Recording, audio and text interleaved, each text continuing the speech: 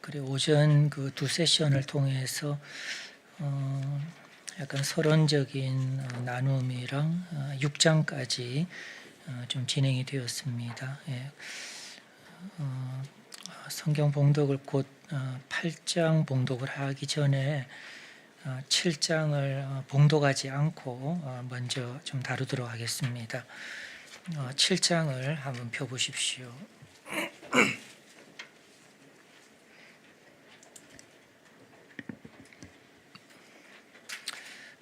고린도전서 7장부터 15장까지는 고린도 교회가 문제의식을 갖고서 사절단을 통해서 바울에게 질문한 것에 대해서 하나씩 다루는 그런 내용입니다. 7장 1절에 보시면 너희가 쓴 문제에 대하여 말하면 이렇게 하면서 무엇에 대하여 이런 식으로 고린도 교회가 제기한 질문들에 대해서 하나씩 답하는 그런 형식을 7장 이후로 자주 보실 수 있을 겁니다. 그런데 1에서 6장의 내용에 대해서 고린도 교회는 스스로 심각성을 느끼지 못한 영역이라고 볼 수 있습니다. 그들이 문제의식을 느껴서 질문을 제기한 내용들은 7장 이후에 나오고 1에서 6장은 바울이 스스로 문제를 느껴서 이야기를 하는 것이고 그것도 앞부분에 배치할 만큼 긴급하고 중요한 그런 이제 문제점들이라고 할 수 있습니다. 이제 그들 스스로 느끼지 못했다 이렇게 좀 추정할 수가 있습니다.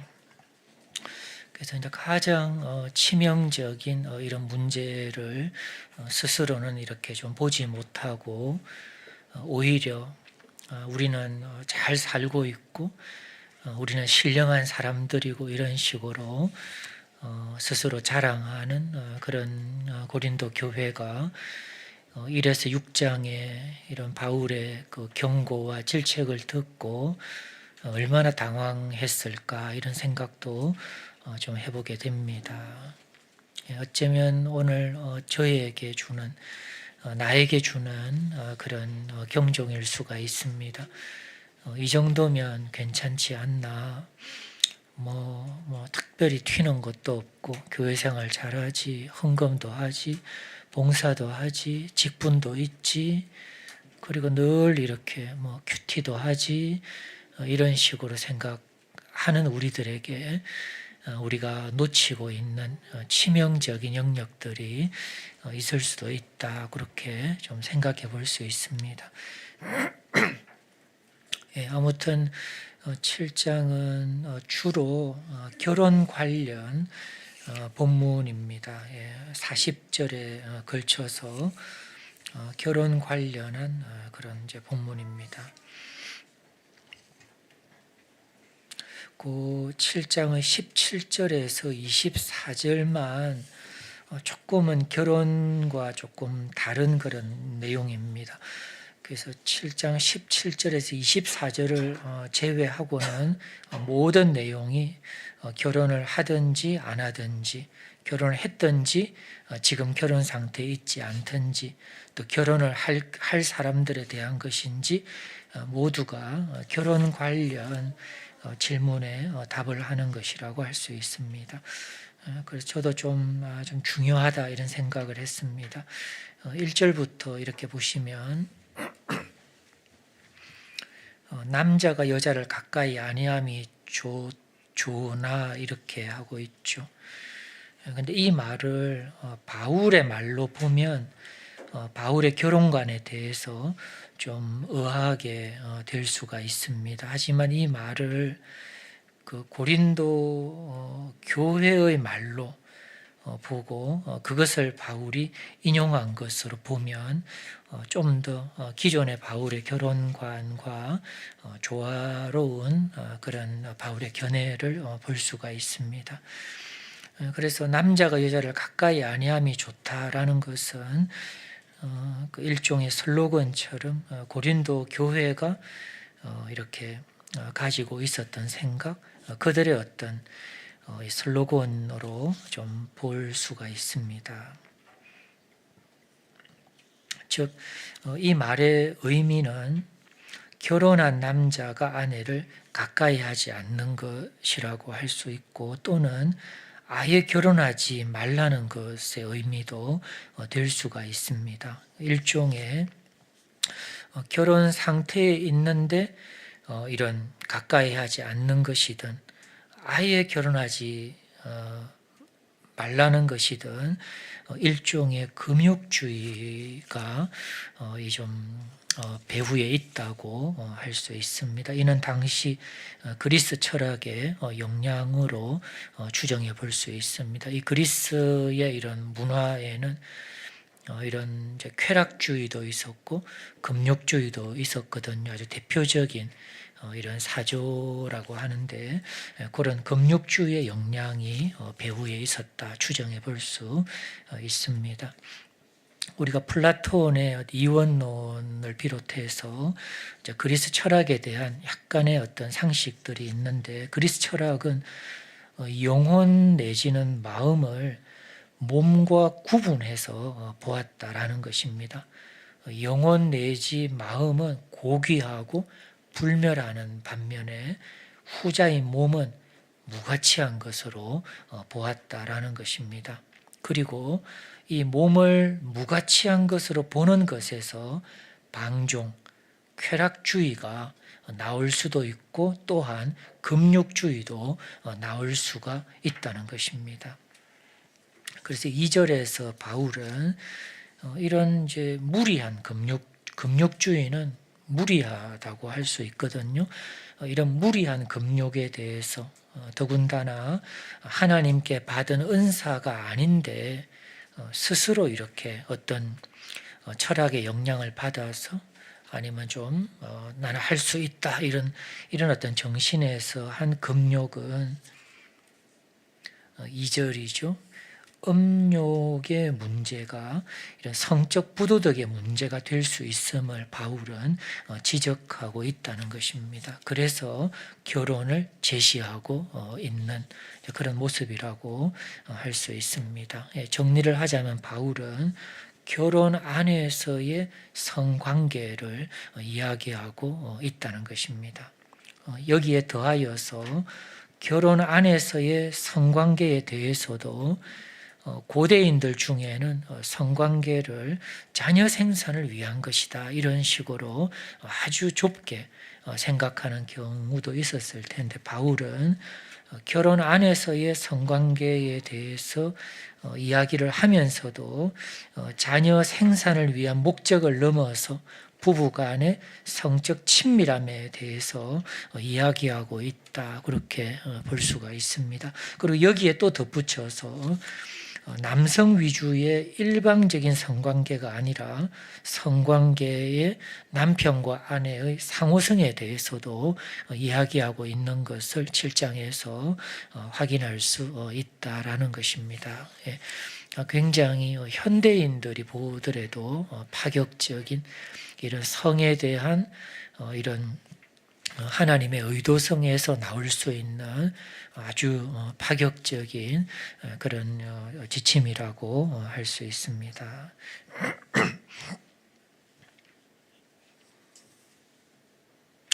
그리고 7절은 바울 자신과 같은 모습을 이야기하는데 독신에 대한 내용입니다. 하지만 7절의 하반절을 보면 각각 하나님께 받은 자기 은사가 있다라고 하면서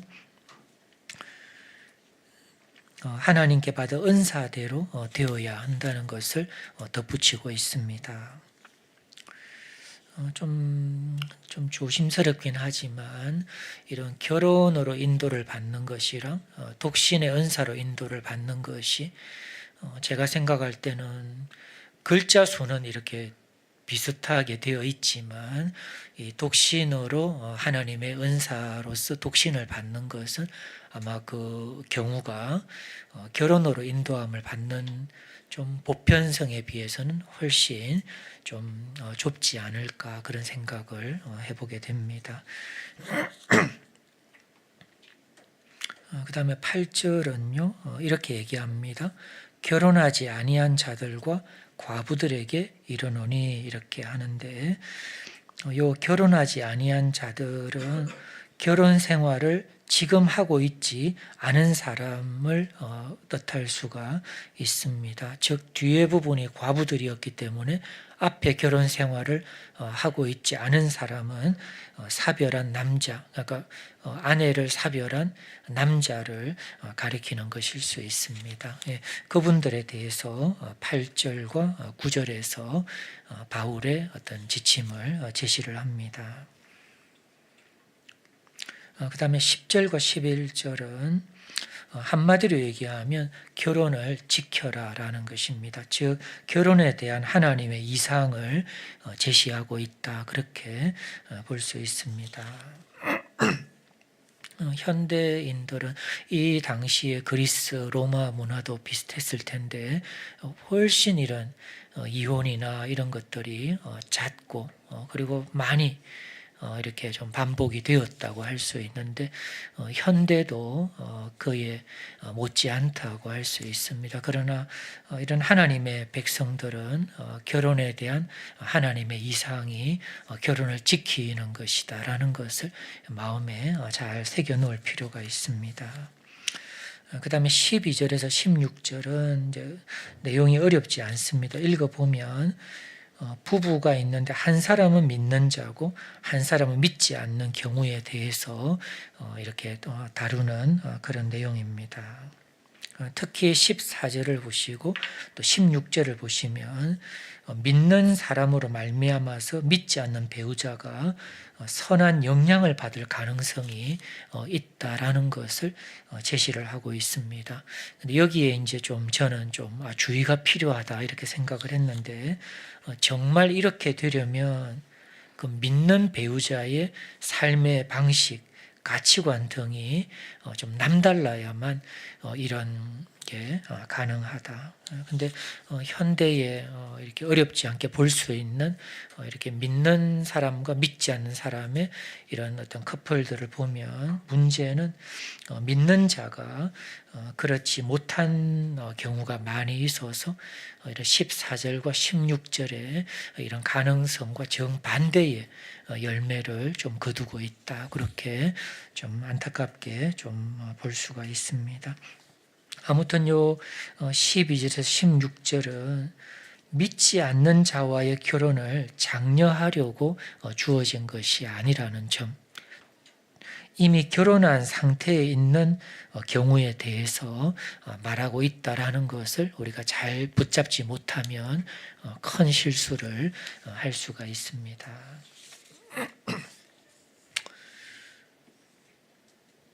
그 다음에 15절은 믿지 않는 배우자가 믿는 배우자의 삶에 적대적인 영향을 끼칠 때 그것에 대한 바울의 의견인데 참고할 필요가 있습니다. 아까 처음에 말씀드렸다시피 17절에서 24절은 결혼 주제와는 조금 다른 내용입니다. 그렇지만 이게 왜 여기에 있는지에 대해서는 좀 더 이런 이제 분석이 필요할 텐데 아무튼 17절에서 24절은 매우 의미가 있는 내용으로 말할 수가 있습니다. 이런 것입니다.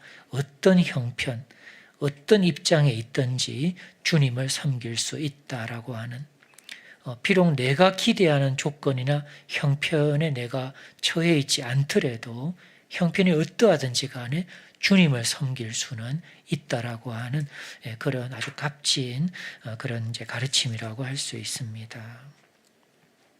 그 다음에 25절과 26절은 이제 결혼하지 않은 사람의 경우인데 바울의 처방이 그냥 지내는 것이 좋다 이런 의견을 내는데 좀 당혹스러울 수가 있습니다. 예, 그렇지만 그 조건이 있죠. 26절의 뒷부분에 보시면 임박한 환란이라고 하는 이 변수 때문이라는 것을 덧붙이고 있습니다. 이 쉬운 일이 전쟁이라든지 어떤 대규모의 이런 급변적인 이런 영향, 기독교인 같은 경우에는 이제 박해에도 해당이 될 수가 있는데 이런 어떤 아주 급변하는 이런 어떤 대규모의 지속적인 상황 변화는 조금 참고가 좀 될 수 있다, 그렇게 볼 수 있습니다. 27절과 8절도 이런 임박한 환란의 배경에서 좀 현상을 유지하라, 그런 취지로 볼 수 있습니다.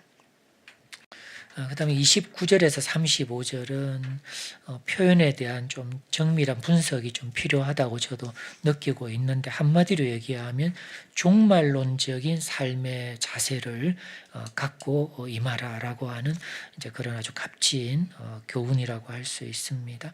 마지막으로 39절에서 40절은 사별한 사람들의 재혼에 관한 바울의 지침입니다. 물론 내용 자체가 재혼이기는 하지만 재혼에 앞서서 더 중요한 내용들이 전제되고 있는데, 그것은 바로 결혼이란 평생 지속된다는 생각이 전제로 하고 있습니다.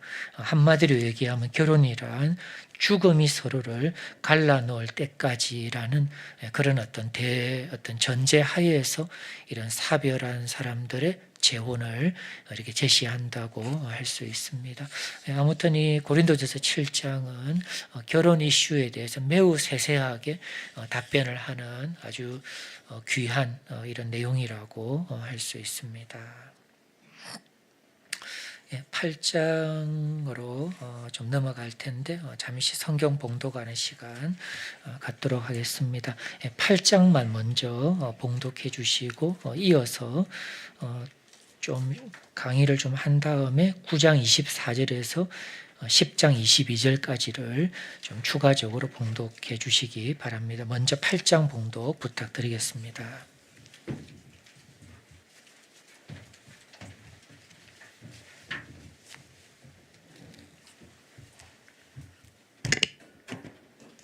우상에게 바친 고기에 대하여 말하겠습니다. 우리는 우리 모두가 지식이 있는 줄로 알고 있습니다. 지식은 사람을 교만하게 하지만 사랑은 덕을 세웁니다. 자기가 무엇을 안다고 생각하는 사람은 아직도 그가 마땅히 알아야 할 방식대로 알지 못하는 사람입니다. 그러나 하나님을 사랑하는 사람은 하나님께서 그를 알아주십니다. 그런데 우상에게 바친 고기를 먹는 일을 두고 말하면, 우리가 알기로는 세상의 우상이란 것은 아무것도 아니고 오직 하나님 한 분밖에는 신이 없습니다. 이른바 신이라는 것들이 하늘에든 땅에든 있다고 칩시다. 그러면 많은 신과 많은 주가 있는 것 같습니다. 그러나 우리에게는 아버지가 되시는 하나님 한 분이 계실 뿐입니다. 만물은 그분에게서 났고 우리는 그분을 위하여 있습니다. 그리고 한 분 주님이신 예수 그리스도가 계십니다. 만물이 그분으로 말미암아 있고 우리도 그분으로 말미암아 있습니다. 그러나 누구에게나 다 지식이 있는 것은 아닙니다.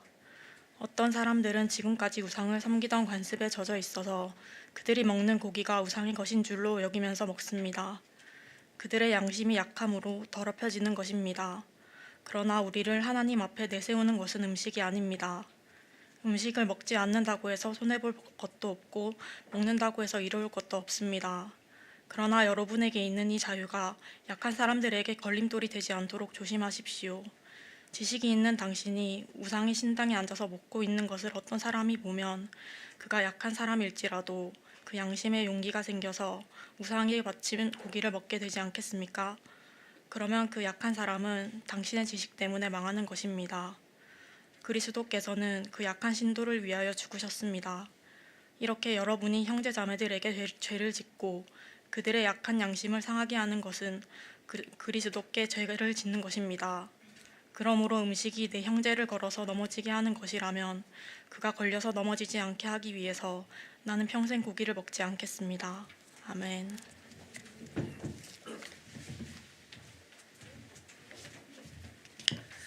네, 봉독 감사합니다.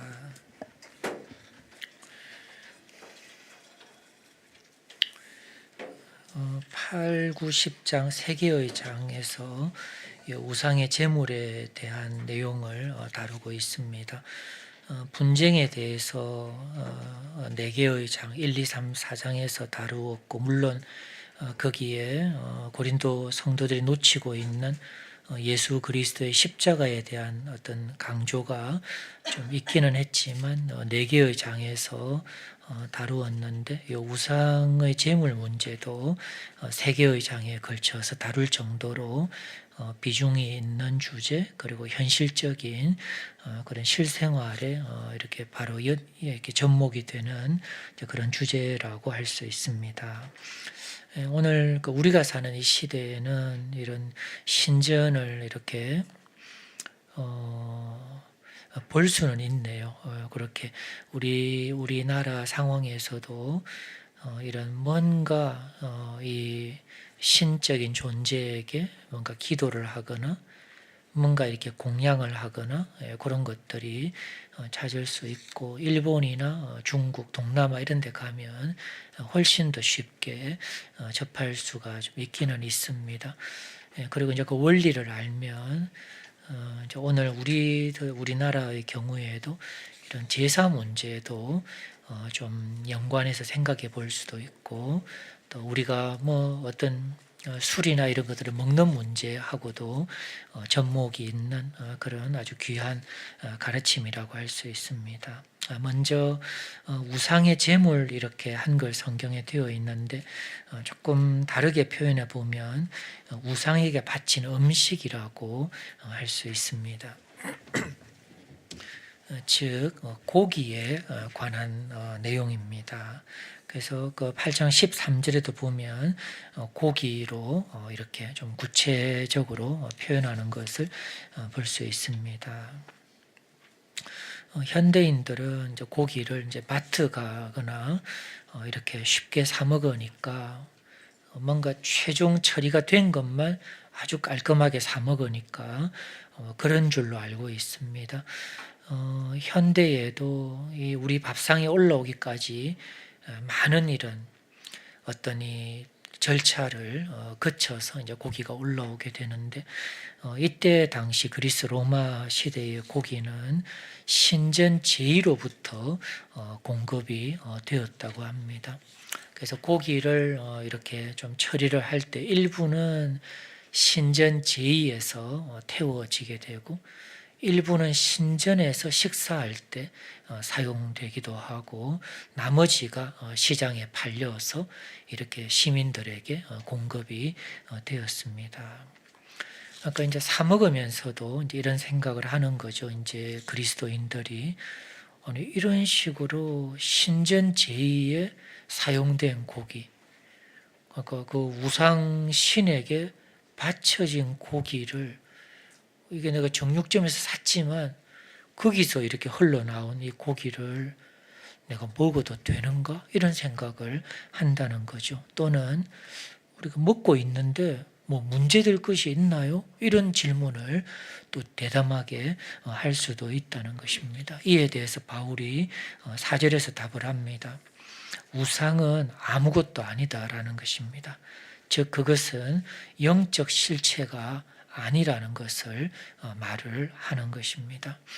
그러니까 이 어떤 이 허상과 실체 이런 것들에 대한 이제 어떤 분별력이 되게 중요하겠죠. 우상은 실체가 아니다라는 것이죠.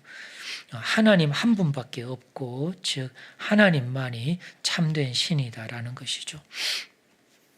6절에도 보시면 만물이 그에게서 났다, 즉 그분이 창조자이시다라는 지식을 제시를 하고 있습니다. 여기까지 6절까지의 이런 의미는 우상에게 바쳐진 것이라고 해도 그것에 뭔가 영적인 뭔가가 이렇게 씌인다든지 문제가 있는 것은 아니다라고 하는 그런 의미가 되는 것입니다. 하지만 바울이 지금 말하려는 바의 전부가 이것이 그 말의 전부가 아니라는 것입니다. 이어지는 7절에서 12절을 통해서 바울은 이와 같은 지식을 모든 사람이 가지고 있는 것은 아니다라는 점을 추가적으로 제시를 합니다. 7절에 보시면 하반절이죠. 어떤 사람들은 그러니까 이렇게 예수님을 믿기 전에 우상을 숭배하며 살던 사람들이 있겠죠. 그 우상에 대한 이런 습관이 있는 사람들은 여전히 어떤 이 우상에 대한 이 부담감을 가지고 있을 수 있다라는 것입니다. 그래서 10절의 가능성이 생겨난다는 것입니다. 10절에 보시면 지식이 있는 성도들이 우상의 집, 신전을 말하죠. 거기 신전에서 식사를 하는 거예요. 왜? 지식이 있기 때문에 그렇죠. 이 만물은 다 하나님이 주신 것이고 이 우상들은 실체가 없는 것이다. 이런 지식을 가지고 신전에 가서도 거기서도 이렇게 국밥을 팔고 수육을 팔고 할 때 막 먹는다는 거죠. 그런데 이런 지식이 없는 신도들, 성도들, 우상에 대한 습관이 있는 사람들이 그것을 보면 본인도 늘 부담이 있어서 고기를 못 먹었는데 집사님도 드시고 막 이렇게 하는 걸 보니까 담력이 생겨서 먹게 된다는 거죠. 먹어도 되나 봐 이렇게 먹은 거죠. 근데 문제는 따라 먹기는 했지만 이런 지식이 없다 보니까 그의 양심에는 문제가 된다는 거예요. 죄의식에 빠지고 막 죄책감에 막 빠지고 막 하나님에게 큰 죄를 지은 것 같고 막 그렇게 이제 된다는 것이죠. 그래서 이런 상황에 대해서 바울은 몇 가지 말씀을 제공하고 있습니다. 8절에 보시면 첫째인데요. 음식은 결정적인 것이 아니라는 것입니다. 사실 음식에 정말 막 이 목을 목매는 사람들이 있거든요. 어린 사람들이라고 할 수 있습니다. 바울은 분명히 얘기합니다. 음식은 우리 인생의 결정적인 것이 아니다라는 것이죠. 그 다음에 두 번째는 9절을 이야기합니다. 너희의 지식, 너희의 자유 권리가 믿음이 약한 자들에게 걸려 넘어지게 하는 것이 되지 않도록 조심하라는 것입니다. 그리고 12절이 세 번째인데요. 그렇게 되면 그리스도께 죄를 짓는 것이 된다는 것입니다.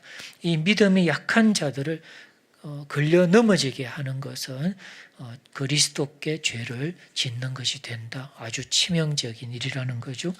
그래서 바울의 결론은 13절입니다. 저도 깜짝 놀랐어요.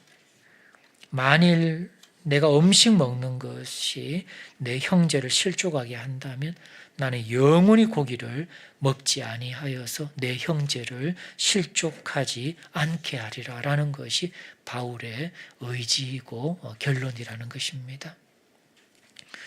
형제를 위해서, 이웃을 위해서 정당한 자신의 권리를 포기할 수 있다라고 하는 이런 바울의 이런 이제 입장입니다.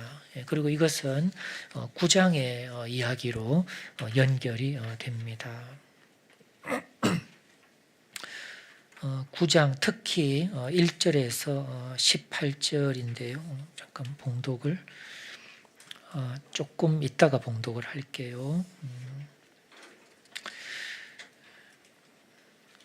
9장 1절에서 18절은 바울이 자신의 권리를 포기한 이야기를 제시를 합니다. 그런데 이것은 단순한 사례가 아니고 사도로서의 자격에 대한 변호의 성격이 또 맞물려 있는 그런 사례라고 할 수 있습니다. 바울은 일단 예수님의 12 제자가 아니었죠. 또 그는 교회의 박해자로 널리 알려졌었죠. 이런 사람이 어떻게 예수님의 사도가 될 수 있겠는가라는 생각이 공감대를 가졌고 여러 이유로 바울을 비난하는 사람들에게 사도의 자격 문제는 공격의 빌미가 되었다고 할 수 있습니다. 기본적으로 사도에게는 복음 전파에 전념키 위해서 재정 후원을 받아서 생계를 유지할 권리가 있었다라는 것을 전제로 하고 있습니다. 그런데 바울은 대개 이 권리를 사용하지 않은 것 같다는 것입니다. 그렇다고 해서 바울이 재정 후원을 아예 안 받은 것은 아닙니다.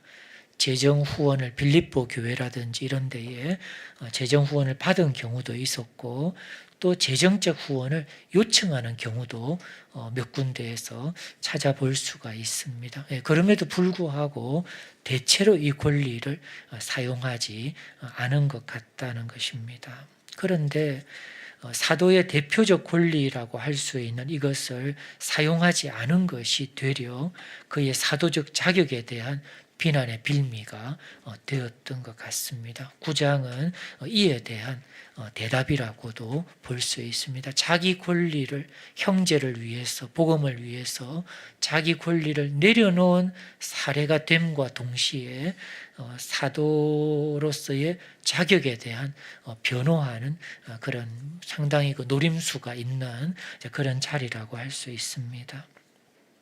12절에 밝히고 있죠. 9장 12절에 보시면요.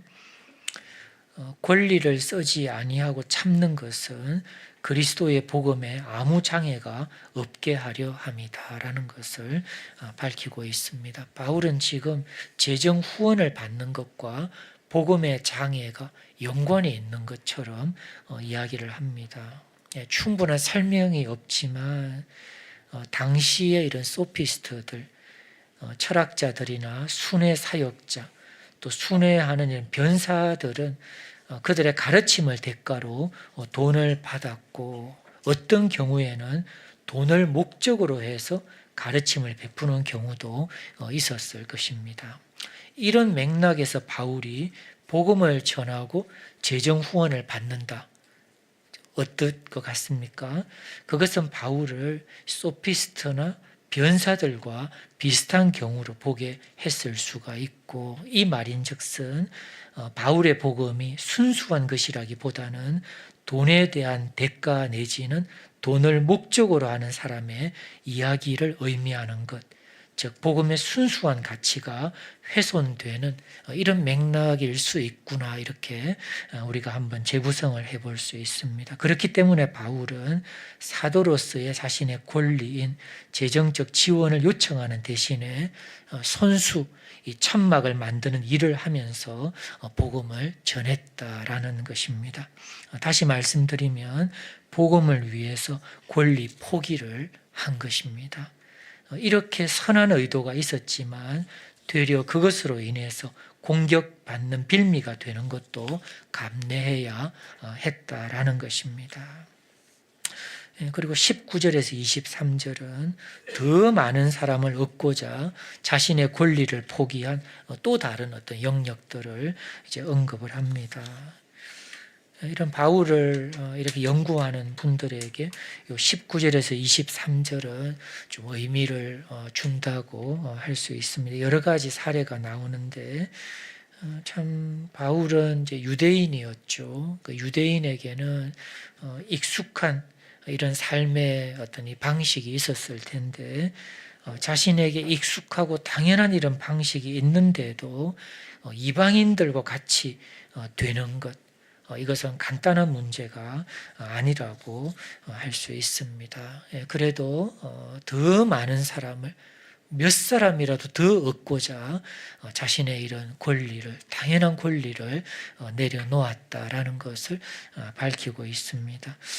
그리고 이제 요 19절에 23절을 잘못 이렇게 오해를 할 수가 있는데 21절 같은 데 보시면 율법 없는 자에게는 내가 하나님께 율법 없는 자가 아니요 도리어 그리스도의 율법 아래 있는 자이나 율법 없는 자와 같이 된 것은 율법 없는 자들을 얻고자 함이라 이렇게 밝히고 있는데 바울이 율법 없는 자가 아니나 율법 없는 자와 같이 되었다라는 이 표현은 예를 들어서 성적으로 부도덕한 사람들을 위해서 바울도 성적으로 부도덕해졌다는 그런 의미는 아니라는 것입니다.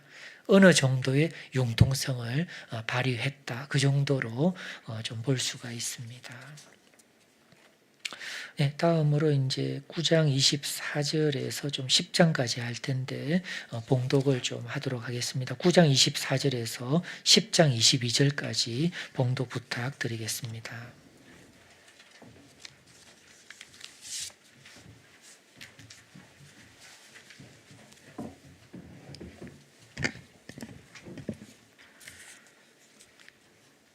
경기장에서 달리기 하는 사람들이 모두 달리지만 상을 받는 사람은 하나뿐이라는 것을 여러분은 알지 못합니까? 이와 같이 여러분도 상을 받을 수 있도록 달리십시오. 경기에 나서는 사람은 모든 일에 절제를 합니다. 그런데 그들은 썩어 없어질 월계관을 얻으려고 절제를 하는 것이지만 우리는 썩지 않을 월계관을 얻으려고 하는 것입니다. 그러므로 나는 목표 없이 달리듯이 달리기를 하는 것이 아닙니다. 나는 허공을 치듯이 권투를 하는 것이 아닙니다. 나는 내 몸을 쳐서 굴복시킵니다. 그것은 내가 남에게 복음을 전하고 나서 도리어 나 스스로는 버림을 받는 가련한 신세가 되지 않으려는 것입니다. 형제자매 여러분, 나는 여러분이 이 사실을 알기를 바랍니다. 우리 조상들은 모두 구름의 보호 아래 있었고 바다 가운데를 지나갔습니다. 이렇게 그들은 모두 구름과 바다 속에서 세례를 받아 모세에게 속하게 되었습니다. 그들은 모두 똑같은 신령한 음식을 먹고 모두 똑같은 신령한 물을 마셨습니다. 그들은 자기들과 동행하는 신령한 바위에서 물을 마신 것입니다. 그 바위는 그리스도였습니다. 그러나 그들의 대다수를 하나님께서는 좋아하지 않으셨습니다. 그들은 광야에서 멸망하고 말았습니다. 이런 일들은 우리 조상들이 악을 좋아한 것과 같이 우리가 악을 좋아하는 사람이 되어서는 안 된다는 것을 우리에게 가르쳐주는 본보기가 되었습니다. 그들 가운데 얼마는 우상을 숭배했습니다. 성경에 기록하기를 백성들이 앉아서 먹고 마셨으며 일어서서 춤을 추었다 하였습니다. 여러분은 그들과 같이 우상 숭배자가 되어서는 안 됩니다. 간음하지 맙시다. 그들 가운데 얼마간 간음을 하였고 하루에 23,000명이나 쓰러져 죽었습니다. 그리스도를 시험하지 맙시다. 그들 가운데 얼마는 그리스도를 시험하였고 뱀에게 물려서 죽었습니다. 그들 가운데 얼마가 불평한 것과 같이 불평하지 마십시오. 그들은 파멸시키는 이에게 멸망을 당하였습니다. 이런 일들이 그들에게 일어난 것은 본보기가 되게 하려는 것이며 그것들이 기록된 것은 말세를 만난 우리에게 경고가 되게 하려는 것입니다. 그러므로 서 있다고 생각하는 사람은 넘어지지 않도록 조심하십시오.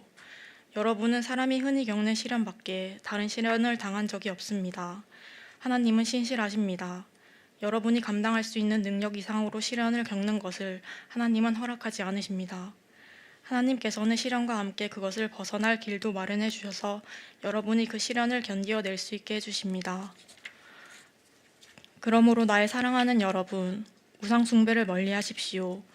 나는 지각 있는 사람에게 말하듯이 말합니다. 내가 하는 말을 판단하십시오. 우리가 축복하는 축복의 잔은 그리스도의 피에 참여함이 아닙니까? 우리가 떼는 빵은 그리스도의 몸에 참여함이 아닙니까? 빵이 하나이므로 우리가 여럿일지라도 한 몸입니다.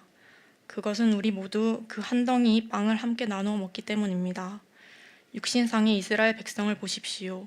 제물을 먹는 사람들은 그 제단에 참여하는 사람이 아닙니까? 그러니 내가 무엇을 말하려는 것입니까? 우상은 무엇이고 우상에게 바친 제물은 무엇입니까? 아무것도 아닙니다. 이방 사람들이 바치는 제물은 귀신에게 바치는 것이지 하나님께 바치는 것이 아닙니다. 여러분이 귀신과 친교를 가지는 사람이 되는 것을 나는 바라지 않습니다. 여러분은 주님의 잔을 마시고 아울러 귀신들의 잔을 마실 수는 없습니다. 여러분은 주님의 식탁에 참여하고 아울러 귀신들의 식탁에 참여할 수는 없습니다. 우리가 주님을 질투하시게 하려는 것입니까? 우리가 주님보다 힘이 더 세다는 말입니까? 아멘.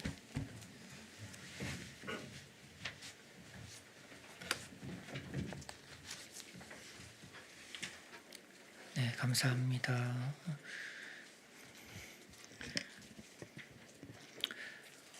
9장 24절에서 10장까지인데요.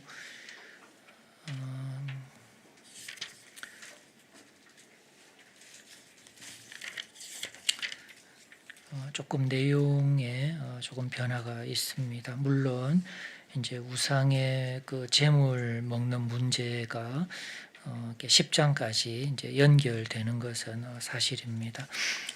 그래도 이제 그 바울의 자기 권리 포기에서 조금 내용적으로 좀 달라집니다. 먼저 9장 24절에서 27절에는 이제 올림픽이 이제 아테네, 고린도 이런 데서 좀 유행을 했겠죠.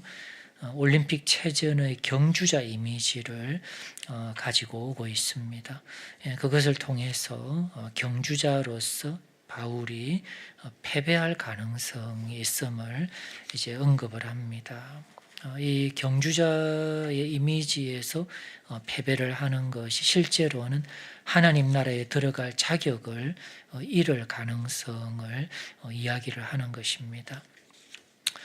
자, 10장 1절에서 5절은 출애굽 백성들의 이야기를 합니다. 정말 대단한 그런 세대라고 할 수 있습니다. 정말 이런 하나님의 어떤 이런 은총, 어떤 그 능력을 경험함에 있어서 출애굽 세대만큼 혜택을 입은 세대가 또 있을까 이런 생각을 해보게 됩니다. 그들은 10가지의 재앙으로 애굽의 통치자 바로의 그 손아귀에서 이렇게 나오는 이런 이제 성공, 대탈출 성공을 경험하게 되었죠. 그리고 그 이집트를 빠져나온 뒤에도 홍해를 걸어서 건너는 그런 경험을 했죠.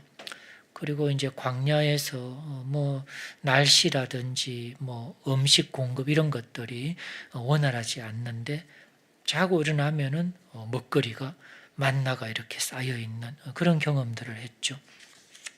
그리고 목이 말라서 막 가래서 이제 죽으려고 할 때 바위에서 샘물이 터지는 그런 것을 경험한 세대가 출애굽 세대입니다. 기적의 세대라고 할 수 있습니다. 그런데 10장 1에서 5절의 결론은 뭐냐면 하나님께서 그들을 다 멸하셨다라는 점입니다. 그리고 6절에서 11절을 통해서 그들이 멸망받게 된 4가지 내용을 언급을 하는데 첫 번째는 우상 숭배입니다. 두 번째는 부도덕한 성관계였습니다. 세 번째는 하나님을 시험한 것이고 또 하나님을 원망한 건데 이 세 번째, 네 번째는 하나님에 대한 어떤 지속적인 어떤 불신의 태도 이것이 이제 문제가 되었다고 할 수 있습니다. 그래서 바울의 경고는 12절입니다. 10장 12절인데 그런즉 선줄로 생각하는 자는 넘어질까 조심해야 된다라는 경고를 하고 있습니다. 고린도 교회에게 주는 경고라고 할 수 있습니다. 지금 고린도 교회가 처해 있는 환경이랑 이스라엘의 조상들의 환경이랑 유사하다고 볼 수 있습니다. 고린도 교회 성도들은 시험될 만한 상황에서 얼마든지 이 4가지의 실책을 저지를 수가 있는 것으로 바울은 보고 있습니다. 그 중에 한 가지가 이제 우상 숭배에 대한 것인데 10장 14절에서 22절로 이 문제를 이제 다루고 있습니다. 8장에서도 이 우상의 제물을 얘기를 했죠. 8장에서는 우상에게 바쳐진 고기를 먹는 것은 가치 중립적인 것으로 말을 했습니다. 그런데 여기 10장 14절에서 22절은 이방인의 제의에 참여해서 그 제의 가운데 고기를 먹는 것은 다른 얘기라는 것입니다. 그것은 이 우상 숭배를 하는 것이고 귀신과 교제하는 것으로 우상 숭배에 해당된다라는 것을 이야기를 합니다. 아마도 고린도 그 교회의 일부는 뭔가 이런 우상 제의에 참여할 정도로 어떤 뭔가 그들과의 어떤 교제라든지 그들과의 이런 네트워크를 통해서 좀 얻고자 하는 것들이 좀 있었을 것으로 추정할 수 있습니다. 그런데 이렇게 끌려서 결국에는 자기들은 아무리 이 우상에게 바쳐진 고기는 가치 중립적인 것이다 이렇게 했지만 바울이 볼 때는 그것은 다른 얘기라는 것입니다. 귀신과 귀신의 교제에 참여하는 것, 즉 우상 숭배에 해당한다라는 것을 바울이 이야기하고 있습니다. 그러면서 10장 23절부터 끝까지는 8장에서 시작된 우상에게 바쳐진 고기 먹는 이슈를 전체적으로 정리하는 그런 것입니다. 결론이 뭐냐 하면 형제를 위해서, 이웃을 위해서, 그리스도의 복음을 위해서, 하나님의 영광을 위해서 필요하다면 자신의 권리를 기꺼이 내려놓아야 한다는 것, 내려놓을 수 있어야 한다는 이것이 이런 8에서 10장의 큰 결론이라고 할 수 있습니다. 11장도 좀 해보겠습니다. 11장은 봉독 없이 해보겠습니다. 11장 2절부터 16절은 머리를 가리는 문제에 대한 바울의 답변입니다. 여기에는 여자만 관련되어 있지 않고 남자도 이 머리를 가리는 문제에 관련이 되어 있습니다. 이 남자와 여자가 머리를 가리는 이것은 예배 복장과 관련이 있다고 하겠습니다. 이 본문의 어떤 역사적인 배경, 이런 문화적인 맥락을 모르면 좀 이해하기가 어려운 아주 보기 드문 경우라고 할 수가 있습니다. 이 머리 가리는 것과 관련된 주된 주장은 4절과 5절에 나옵니다. 11장 4절 5절에 보면 먼저 남자를 4절에서 얘기하죠. 남자가 머리에 무엇을 쓰고 예배에 참여하는 것은 그의 머리를 욕되게 한다는 것이죠. 앞에서 얘기했죠. 남자의 머리는 그리스도라는 것을 밝혔습니다. 그래서 남자가 머리에 무엇을 쓰고 예배에 참여하면 남자의 머리 대신 그리스도에게 불명예가 돌아간다라는 것을 4절에서 이야기합니다. 왜 그런지는 이제 언급되지 않는데 바울과 이 수신자들 사이에는 문화적인 맥락이 있었다고 볼 수 있습니다. 학자들의 이런 견해도 되게 많은데 그 중에 하나는 남자가 머리에 장식을 하거나 또는 머리를 길게 하는 것이 그리스 신전의 남성 사제들의 모습과 좀 모습을 좀 이렇게 좀 따라하는 그런 것으로 보는 학자도 있고, 또는 동성애자들 중에 이런 어떤 남성들 간의 동성애에 여성 역할을 하는 자의 모습과도 유사할 수가 있다라는 것입니다. 그렇게 학자들은 정확한 어떤 맥락이 있는지는 모르지만 남자가 이렇게 머리에 뭘 쓰고 또는 머리를 길게 하는 것은 욕된 일이다 이렇게 하고 있습니다. 그 다음에 5절은 여자의 경우를 이야기하는데 이 경우에는 남자와 반대로 머리를 가리지 않고 예배에 참여할 때 그 머리, 여자의 머리는 남자라고 되어 있거든요. 즉 그 남편을 욕되게 한다 그렇게 이야기하고 있습니다. 여기 남자는 헬라어로 아네르라고 표시하고 있고 여자는 헬라어로 귀네라고 표시를 하고 있는데 이 두 단어가 동시에 나올 때는 딱 한 경우, 디모데전서 2장의 경우를 제외하고는 남자 여자라기보다는 남편과 아내를 가리킨다 이렇게 말할 수가 있습니다. 즉 이 5절의 말씀을 다시 이런 용례를 참고해서 보면은 아내가 머리를 가림으로 그 남편을 영예롭게 하고 만약에 아내가 머리를 가리지 않으면 그 남편을 욕되게 한다 이렇게 볼 수가 있습니다. 자, 여기서 좀 궁금합니다. 왜 머리를 가리는 여부가 영예가 되거나 욕이 되는 걸까? 아마도 그것은 8에서 10절을 좀 참고를 하면 권위 아래에 있다는 표식이 되기 때문이다 이렇게 좀 추정을 해볼 수 있습니다. 무슨 말인가 하면 아내는 머리를 가림으로써 자신이 남편의 권위 아래 있음을 나타낸다는 것입니다. 이것은 동등성의 기초 위에서의 질서라고 할 수 있습니다. 이 8에서 10절은 창조의 원리에서 이 동등성 안에서의 이런 질서를 가지고 오거든요. 그래서 가볍지 않다고 할 수 있습니다. 에베소서 5장 23절도 남편과 아내의 어떤 그 관계를 동등성의 기반 위에서 이런 남편의 권위를 이런 창조의 질서로 이야기를 하는데 같은 맥락이라고 볼 수가 있습니다. 그래서 이제 우리 형제들 같은 경우에는 이제 이런 본문을 딱 보면서 저녁에 집에 가서 이제 아내를 향해서 알지 권위 내 머리 이렇게 하면 이것은 동등성의 기초 위에서 어떤 질서로 그렇게 주어졌다라는 것. 이제 형제들은 이 동등성을 좀 더 강조할 필요가 있고 아내들, 자매들 같은 경우에는 동등성의 위에서 이런 하나님이 정하신 창조의 질서로서 남편과 아내의 이런 이제 관계가 권위의 이런 표시가 있다라는 것을 좀 기억해야 될 것입니다.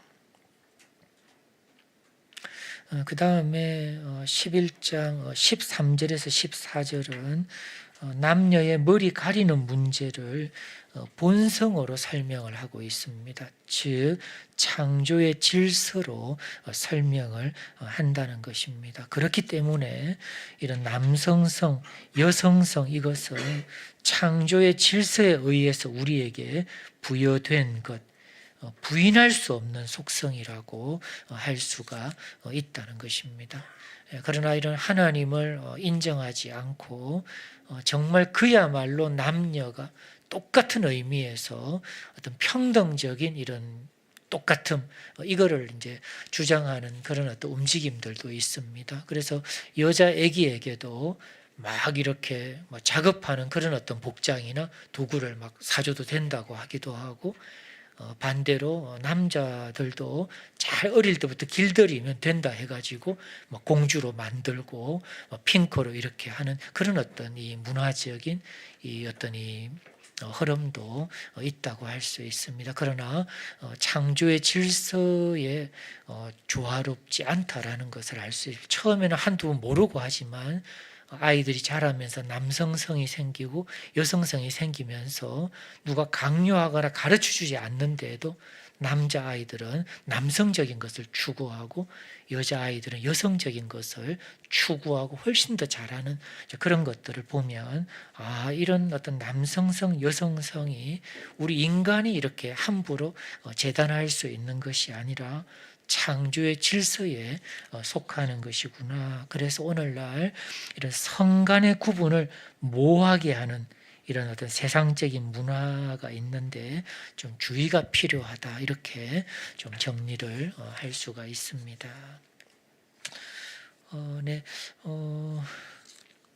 여기까지 좀 해야 되겠습니다. 조금 쉬었다가 다시 좀 힘을 내어서 해보도록 하겠습니다. 광고 있으면 부탁드리겠습니다.